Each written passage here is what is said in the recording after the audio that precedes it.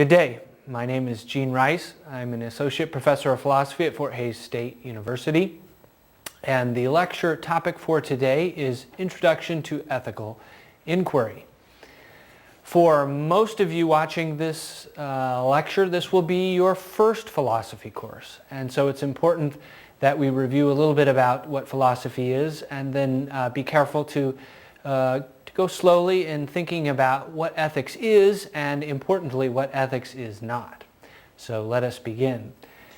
If you recall from previous lectures, philosophy we defined as the love of wisdom or the unbounded pursuit of a meaningful life through rational inquiry. And we noted that philosophers tackle all the big questions. What is a meaningful life? What ought we to do and how should we live? We also noted that philosophers generally break down various kinds of questions into three areas. The first of those three areas is the area of metaphysics, which deals with questions about what is ultimately real.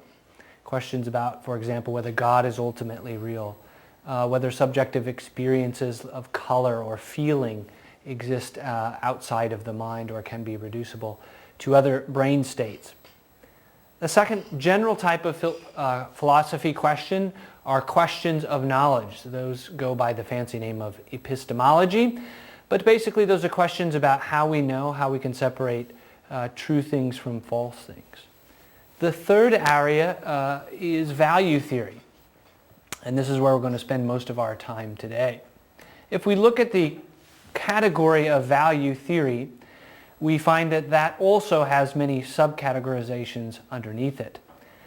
For example, aesthetics, which is the study of artistic value or beauty. You may have heard the claim that beauty is in the eye of the beholder. That's an aesthetic claim, a claim about the existence or the generation of beauty.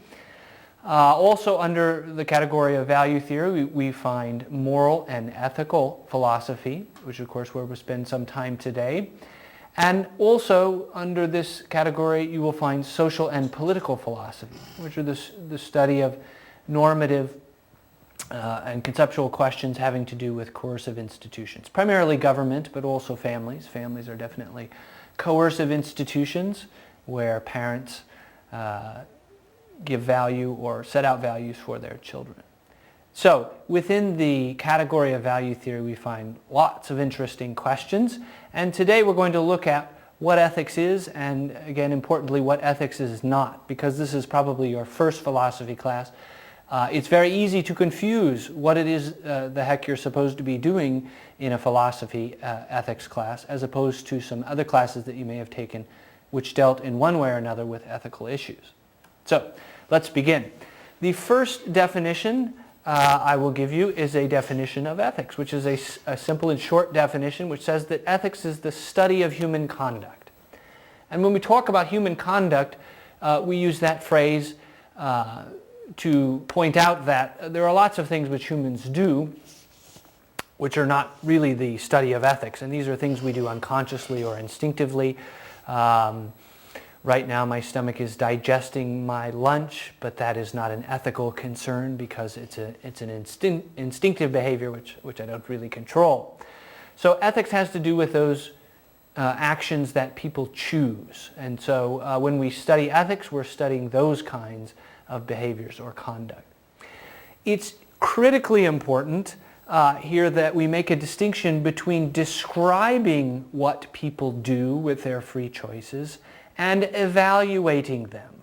If you get one thing out of this lecture today, it should be the difference between descriptive ethics and what we'll call philosophical or normative ethics. So let's look at that very briefly and then ferret out some of the interesting things which come from that. I'm going to put up here in a minute a chart that has a number of categories underneath the general description of ethics. The first we just mentioned, philosophical and descriptive ethics, and then under philosophical ethics there will be further distinctions that we'll talk about here, each of them fairly briefly.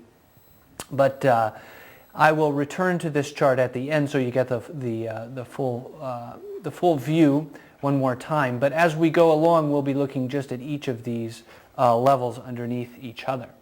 So the first level then is the distinction between philosophical and descriptive ethics. We've already described ethics as the study of human conduct. We can study human conduct, free rational choice, in more than one way. In fact, we can inquire into it in many different ways. On the one hand, we might look at what people actually do or have done in particular places and times and cultures. If we scientifically investigate ethical behaviors, what people believe and why, perhaps how they have developed, we are doing what is called descriptive ethics. You may have, or you may be, a sociology major, a psychology major, or an anthropology major, or you may have taken classes where you investigated anthropological evidence for primitive cultures' beliefs on marriage, for example. In descriptive ethics, the inquiry is aimed to identify what it is people have actually believed on some particular moral issue. It doesn't have to be in the past. You could do an investigation into modern Americans' beliefs on capital punishment. We will not be doing descriptive ethics, as interesting as it may be, in this class, at least primarily. What we will be doing is what is called philosophical ethics. So if you go to the other side of that division, philosophical ethics is the open-ended, rational investigation into particular ethical beliefs, practices, or moral theories, and whether those beliefs, practices, moral theories, and values should be accepted. So this is the critical distinction for the lecture. It's not that we're not interested in philosophy in what people believe or have believed. That may come into play, and it may be important in certain respects. But for philosophers, the most important question is not what people believe, but whether they should believe it. Right? So it may be true that 100 years ago, most people believed that women were inferior to men. And it's a good thing that we investigated philosophically whether that should be the case, because of course now we think that that's wrong, that women are not inferior to men. And so in a philosophical ethics class, it's never enough for you to say, this is what I believe, or this is what person X believes.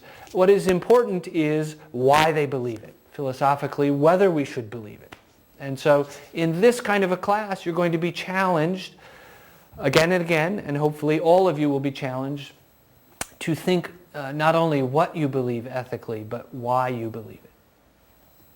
Okay, let's advance here and take some examples of the difference between philosophical ethics and descriptive ethics. The first example up there is what do the Inuit people believe about infanticide? So we might do a scientific investigation. And in fact, the Inuit, you may know them as Eskimo people, did practice infanticide for a number of reasons, and that practice was fairly widely accepted. That's a descriptive question. The philosophical or the ethical question which we're most interested in is, ought we allow infanticide? That is it ethically okay for a family or a family member to kill a young child in certain circumstances? Another example might be the case of women's rights. So take a country like Saudi Arabia. What do the people in Saudi Arabia think about women's rights? Are rights embedded in the current law in Saudi Arabia? That would be a descriptive investigation into their ethical beliefs. But in philosophy, we ask the should question, and I've highlighted those there on the chart there in red to remind you that when we're doing philosophy, we're not asking the question what is the case, but what ought to be the case or what should be the case. So in this example, should women in Saudi Arabia enjoy the same rights as women in the United States? Or another interesting ethical question is, what is a human right at all? Are they universally valid or not? Good. So the third example I have down there has to do with modern Americans' beliefs on homosexual marriage. Currently in the United States, of course, there's a great debate about this. And so we might investigate a descriptive analysis of what people believe about it and why they believe certain things. But again, for philosophers, the interesting question is not what people believe, but should they believe it? And so we are doing philosophical ethics when we ask the question, should we allow homosexual marriage? Should governments be involved in regulating marriages at all? All right, so those are three examples which hopefully will help you distinguish a class that's aimed towards descriptive ethics versus a class like this one, which is aimed at prescriptive ethical thinking. All right, let's look at the next level, which is underneath philosophical ethics. So we're going to leave descriptive ethics behind and look then at the rest of the ethics tree there and investigate what philosophical ethics might contain. And as you're seeing there on this screen now, I've broken it down into two areas. The first is what we might call substantive ethics. This is the search for the basic principles, the founding ideas of right and wrong or good and bad. And the second breakdown there is what is called metaethics. In metaethics, we investigate certain important questions which affect ethical inquiry as a whole. And the relationship between these two is not always clear, that is between substantive ethics and metaethics. But I think it is helpful to separate out metaethical questions as an important subcategory of philosophical ethics. A good example of a metaphysical question, metaethical question, is the question of are people free at all? So suppose we believe that that people are not free, that they're literally determined by prior brain states. Well, then that's going to obviously affect what we think about substantive ethical questions. Another great metaethical question has to do with cultural relativism. Are there such things as universally valid moral principles, or is morality relative to one's culture? And so that's a great metaethical question. It's unlikely that you will be dealing with a lot of metaethical questions directly in your class, although they will arise from time to time, and you may spend some time early on in your class thinking about, for example, ethical relativism.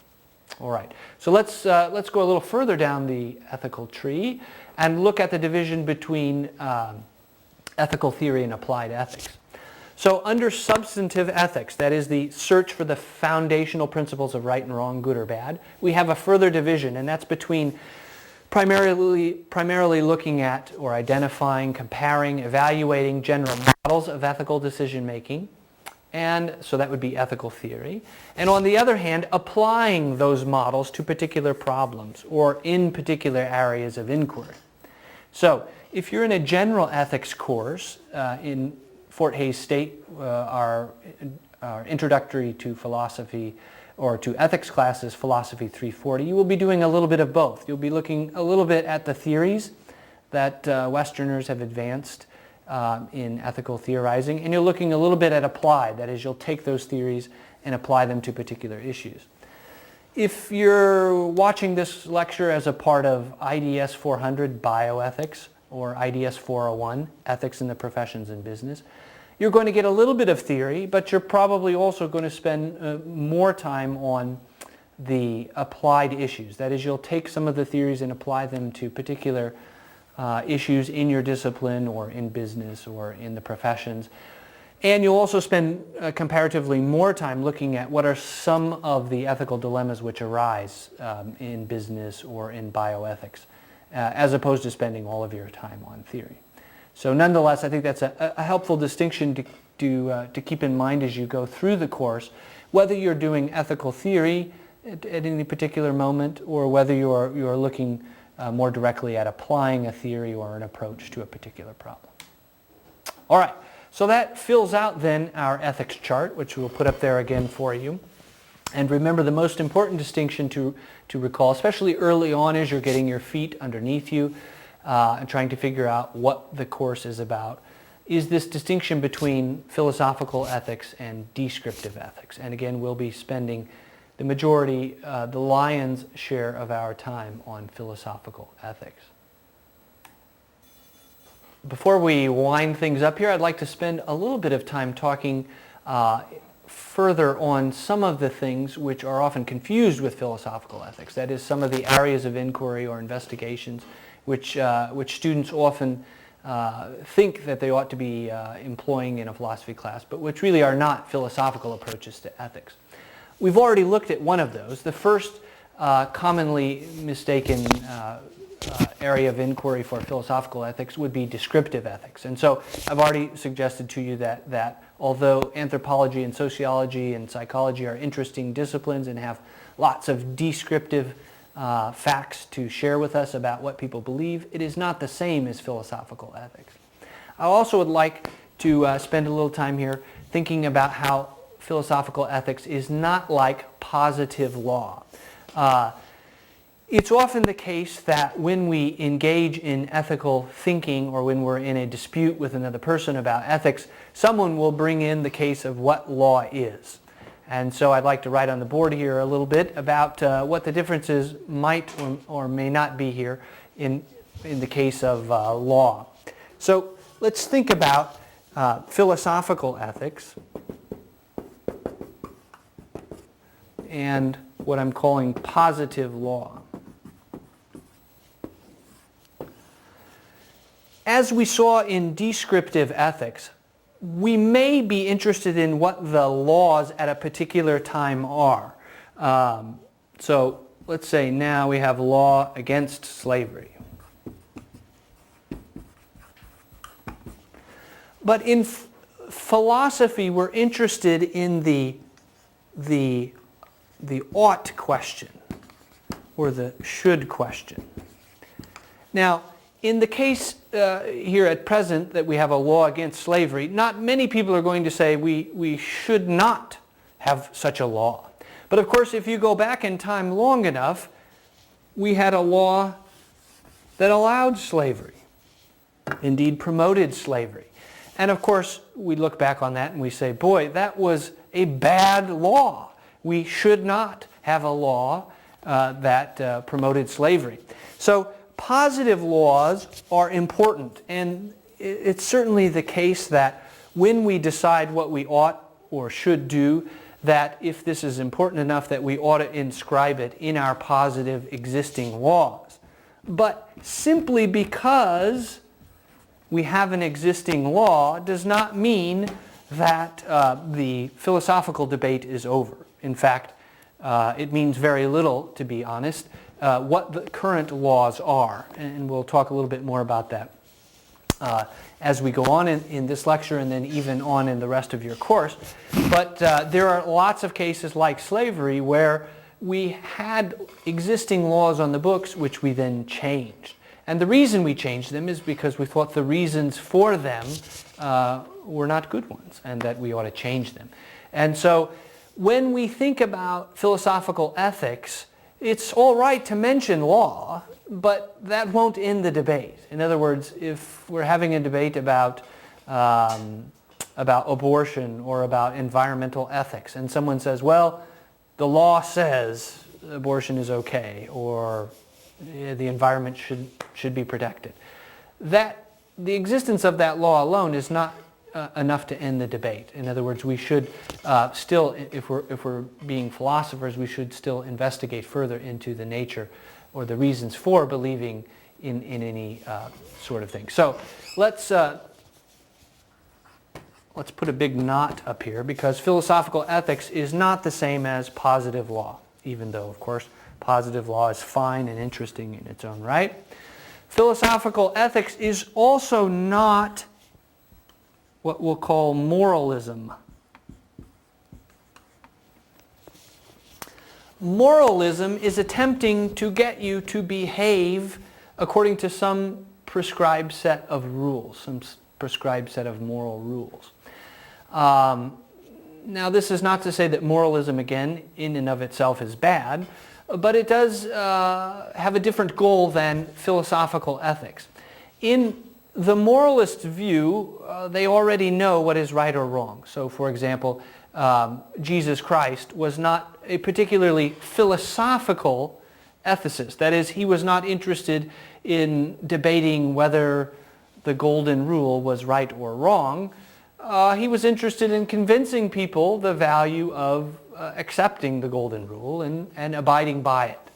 So philosophical ethics is much more open-ended. We're more likely to consider whether or not any particular moral approach is good or bad, right or wrong, and compare it to other moral approaches to see which one stands the test of reason. The moralist is more interested than in getting you to accept his or her own view of what morality entails. And again, that may be fine in its own right. It's just that it's not philosophical ethics. So when we think about what it is this class is aiming for, it is, of course, in a certain sense, aiming to make you better ethically, but not just because we know what's absolutely right or wrong, because in philosophy, all the questions are open and all the approaches are at least going to be given some consideration. All right. Another common misconception or a common difficulty in studying philosophical ethics is confusing religious and philosophical ethics. Of course, if you look at human history, both in the East and the West, many millions, probably many billions of people, including many millions in the United States and in China, have taken their ethical views from a religion, whether it be Christianity or Taoism. The relationship between religious ethics and philosophical ethics is often a confused one, and we're not going to be able to consider all of its possible relations here today. But I did want to, at least in this initial lecture, point out to you that religion will accept some ethical values or some principles on foundations which philosophical ethics will not. And primarily here, of course, I'm thinking of religious authority,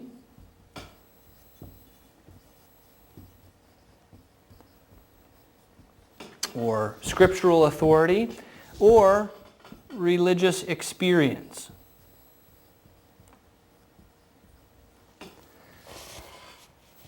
For a philosopher and for a philosophical ethics class, it's not enough to say that a particular religious authority has endorsed this moral rule, whether it be don't drink alcohol or don't have premarital sex. Nor is it enough to say that we've had a private religious experience and God or some religious deity has told us that we should accept a particular value or do a particular thing or avoid a particular action. For philosophical inquiry, we always want to know what are the reasons, right?